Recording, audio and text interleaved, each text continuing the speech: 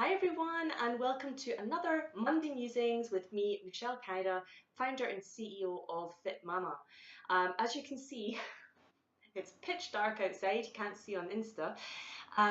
It's pitch dark outside because I'm doing this really late in the day. I didn't have a chance all day to get this done. I've been involved in a lot of school things and a lot of things to do with immigration and all of this.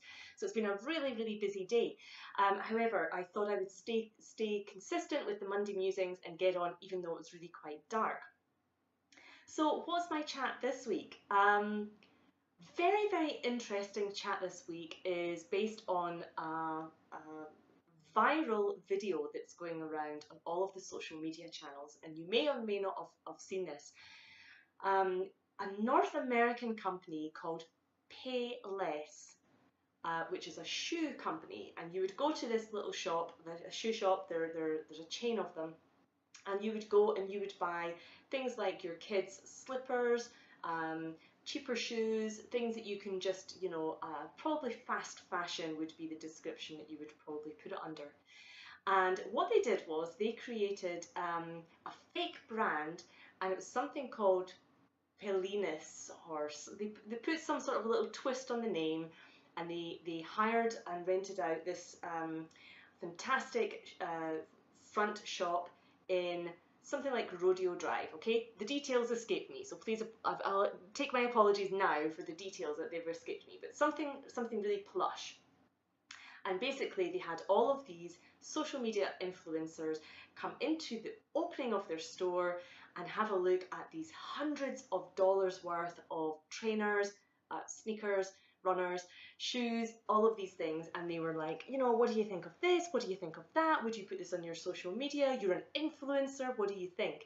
And they managed to absolutely con literally every single influencer that went in.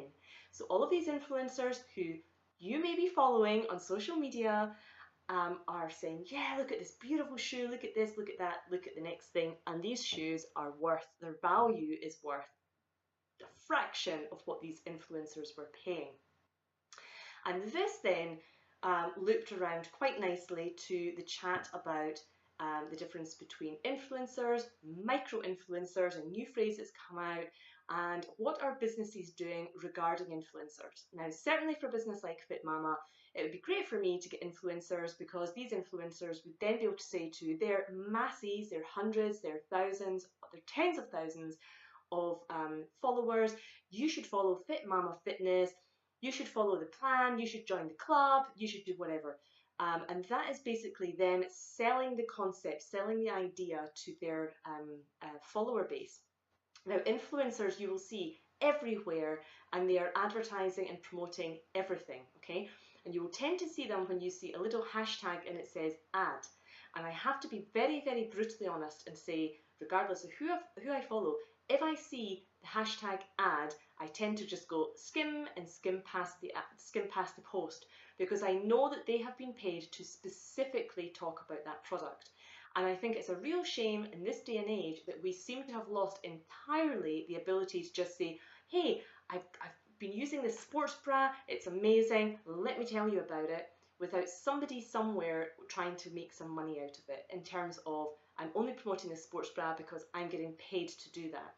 So it's starting to get a little bit kind of a bit of a shame that that's where we're going. But it led me to think about influencers. I don't have any influencers for Fit Mama. My perfect influencers would be people that genuinely wanted to come on board with Fit Mama as a micro-influencer or as a famous celebrity to come on to train with me on a one-to-one basis for 90 days, and to then at the end say, guys, I've been working with Michelle at Fit Mama on an online proposition, an online program, and I love it. This is what I would suggest to you guys. I would really like that. I think that would be really beneficial. But for me to just pay money for somebody to go out there and say, join Fit Mama, it's really great, here's a code, and for them to make money out of it when they've not even tried and tested my product, it just doesn't work for me. The authenticity is lost as far as I'm concerned. So looking at other influencers out there and looking at my own feed, I decided yesterday to actually look at my feed, especially on Instagram, and say, I'm not happy with following this person. I don't want to follow this person anymore. And in the area and the demographic that I work with, which is new mums, it is absolutely critical that what they are seeing is absolutely true and authentic, and that they are not being um, uh, taken on a journey that's not actually accurate. And a clear example of this would be a personal trainer that I don't follow, but somebody told me about, and I went in to follow them to see a specific post, and they are globally famous as a personal trainer. And I looked at one of the posts, and one of the posts that they had given was all singing, all dancing, all shiny, life is amazing.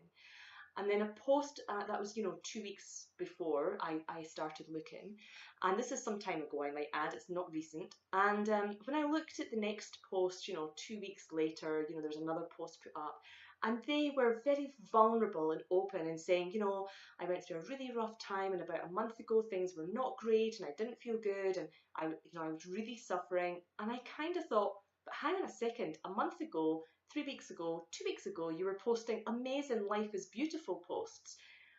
So now you're being vulnerable and saying, actually, no, that was a lie. Which post do you believe? And it's really important for new mums to be really exposed to real, true life. Being a new mum is really tough. It's a really tough gig. So we shouldn't be trying to reduce that into, you should be singing and dancing every day. You should be grateful that you've got a child. We know that.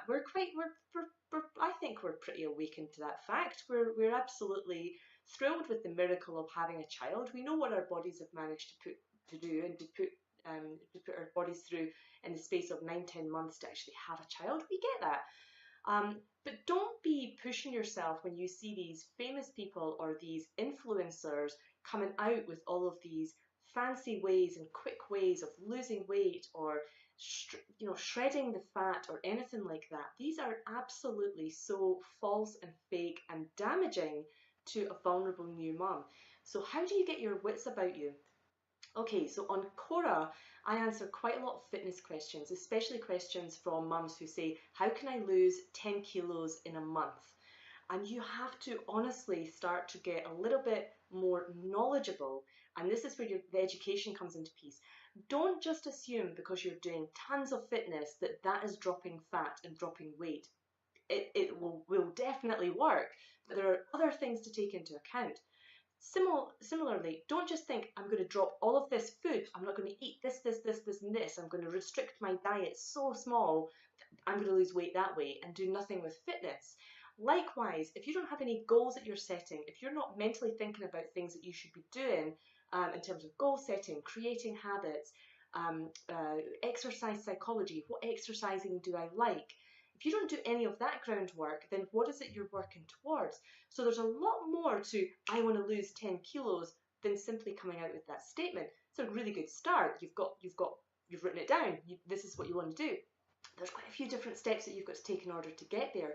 So anybody that comes to me, especially a new mom, and says, I want to shred the fat, I want to get Beachbody ready, I'm like, okay, take a big step back here and let's work out a couple of things beforehand. Here are your top tips. You need to have some goals, short term. Short term can be a week. What do I want to achieve this week? It could be a month. Medium term goals. I wouldn't go any further than medium term goals. So the short term goals, medium term goals. You need to understand habits. How do I create a habit? How do I tweak bad habits and pivot them? And how do I remove habits that are neutral? So day to day, we will be doing things that are entirely neutral habits. You just go along and you do them because you've been doing them forever. You don't actually realize you're doing them, and they're a waste of time and a waste of energy and not enhancing your life. So actually there's quite a bit to habits. So you've got goals, you've got habits. These things, once you start working out, once you start food journaling, once you start educating yourself on how you're going to get through your journey, lead to motivation. And you need the motivation to spark you, because in days where you cannot be bothered and you wake up and you're like, okay, bad night's sleep, child that's not cooperating, let's say, I've given up. You've got to understand what these trapdoors are. Don't give up. They're just little things that are pushing you off course. These are what I call trapdoors. How do you go over these trapdoors? How do you recover from them? And how do you move forward? And one of the biggest things you should do and take note of is not to look at influencers. And I am actively going to go through my Instagram page and I'm literally going to delete anybody that isn't talking about really genuine, educated food, fitness, and mental health. And these people are getting wiped out of my Instagram purely because they're I don't want to be influenced by people who are just in for a sale or in for an ad or not looking after the end game. I just find that that's not the way that I want to go forward. So that's my Monday musings this week, is to really take care of who it is that's influencing you. If they are not real people and they're famous celebs and they're on any of your socials, then actually start to have a look through and see, is this person knowledgeable in what they're talking about? Do I rate them? Do I think that they're worthy of listening to? Am I getting really good, strong, positive messages from them? Are they enhancing my life? If all of that is positive, then yeah, by all means, continue to follow them. If they're making you feel sad or a little bit insecure or vulnerable, or actually I don't feel great about myself now, or I should be further ahead of the game here than what I am because she or he is ahead of it, then these are people that you need to say, I don't need to be following them. Unfollow, it's so simple. They won't care. You're just another person for them anyway, so don't worry about offending people. Just literally come off and say, yeah, for just now, I might refollow you in another 6 months, but right to this moment in time, you're not adding any value. So that's my chat on influencers. What am I on? I am on about, this week my book choices are this one, sales writing, because I am doing a lot of marketing automation now and I love it. Ultralight Startup Book, which is launching a business without clout or capital. We all need that. And then my other two books are Marketing and The New Rules of Marketing and PR. I've got a lot of reading to do, a lot of planning to do, and December is quite a wind down month now. This is going to be a month where I can take a little bit of a break because I've been working really hard all year on all of the behind the scenes stuff, and get ready for a big, fresh boof for the new year. Okay, so I hope you guys are good, and I hope you're taking note of the New Year's resolutions for December. I hope you got on board with that, and we're coming really close to the schools finishing up time, which means that we've only got a couple of weeks before bing, Santa is here. Good luck guys and have a nice week.